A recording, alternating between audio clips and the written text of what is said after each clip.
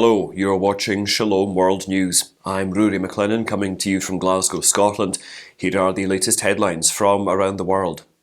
Pope Francis had an interaction with artists from the media, entertainment and arts industries in the Vatican on Thursday, September the 1st. During the meeting, the pontiff hailed them as preachers of beauty and said beauty is good for everyone as it heals and helps people to go forward on their journey. The artists came to the Vatican to attend the two-day Vitae Summit hosted by the Vitae Global Foundation.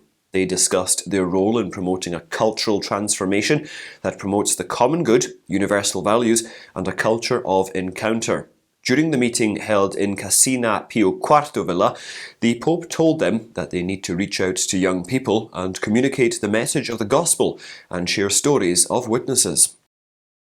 Pro-life supporters are expressing their sadness over bills introduced in the Californian legislature to expand access to abortion in the western US state. Lawmakers of the most populous state in the country have come out with 13 bills that seek to expand access to abortion. The bills are now on the table of Governor Gavin Newsom. As per the proposed bills, there won't be criminal charges against those seeking and abetting the termination of pregnancy. They also permit midwives and nurses to perform first trimester abortions without the presence of a doctor. In addition, California will not provide medical or communications records of patients, physicians, or other individuals assisting women from a different state where abortion is banned. Meanwhile, several American states are implementing bans on abortion. Recently, the states of Texas, Tennessee and Idaho implemented stringent laws banning almost all abortions. Similarly, the state of Indiana will also implement an abortion ban on September the 15th. A court in Germany has ruled that a pro-life outfit does have the right to meet and hold prayers outside an abortion clinic in the country. The Mannheim Administrative Court issued a verdict that allows members of 40 Days for Life to hold vigils outside the Pro Familia abortion facility in the city of Pforzheim in the southwest part of the country. Interestingly, the verdict was issued on August the 31st, the feast day of St. Raymond Nonatus, the patron of childbirth, midwives and pregnant women. The lawsuit dates back to 2019, when the pro-life group was prevented from conducting prayers outside Pro Familia. The Administrative Court ruled that silent and peaceful prayer vigils cannot be banned on certain streets. A mammoth Christian youth festival is underway in Iraq, involving more than 1,700 young believers. A first-of-its-kind initiative, the three-day Ankawa Youth Meeting began on September the 1st, with the blessing of Erbil's Chaldean Bishop Mar Bashar Mati Warda.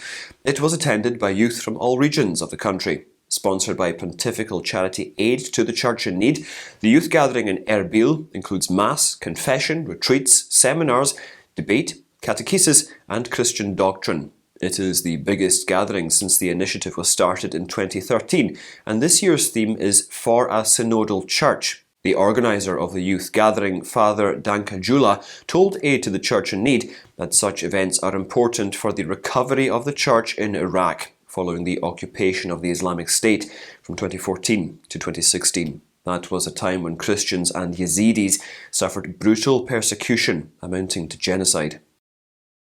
Chaldean patriarch Louis Raphael Sacco has lauded Iraqi Shiite cleric and leader Muqtada al-Sadr for urging followers to end violence. In a statement, the top prelate praised al-Sadr for the human and national responsibility to call his followers to end parliamentary siege and demonstrations in the green zone of Baghdad to avoid further bloodshed. Recently, the Iraqi capital witnessed bloodshed when supporters of the cleric clashed with security personnel after he announced his resignation from politics. Cardinal Sacco expressed hope that other parties in Iraq also make decisions and concessions for the good of the country. Meanwhile, 4 people were killed in the port city of Basra overnight following clashes between rival Shia militants. The political impasse between al-Sadr and his opponents has left the country without a government since an October election. Although his supporters emerged as the biggest party, they fell short of a majority, causing a political stalemate.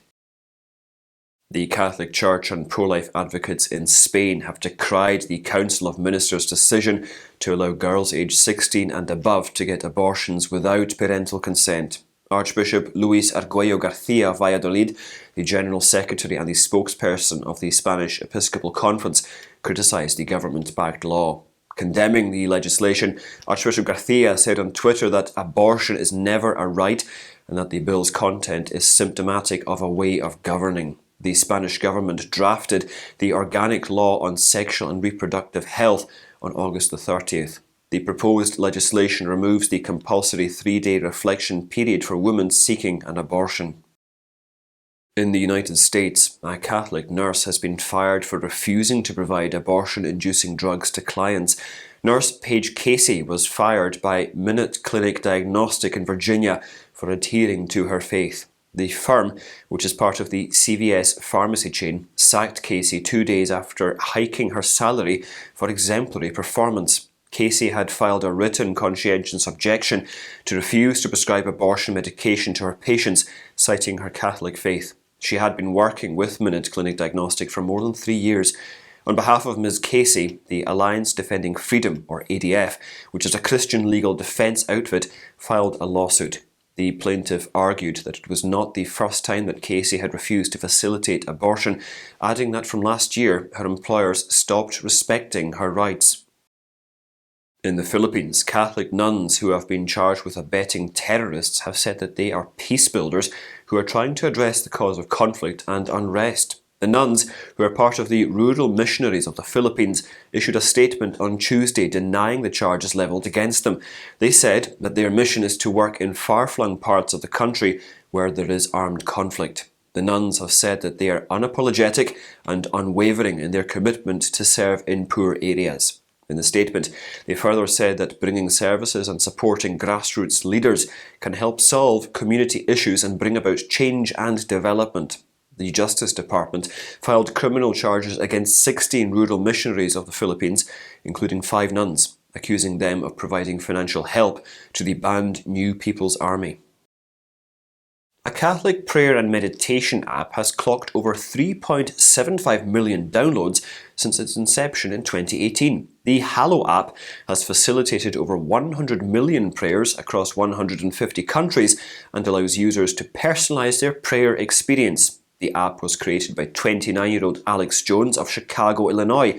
Jones was inspired by popular meditation apps such as Headspace and Calm and the beautiful tradition of contemplative prayer in the Catholic Church to create the Hallow app.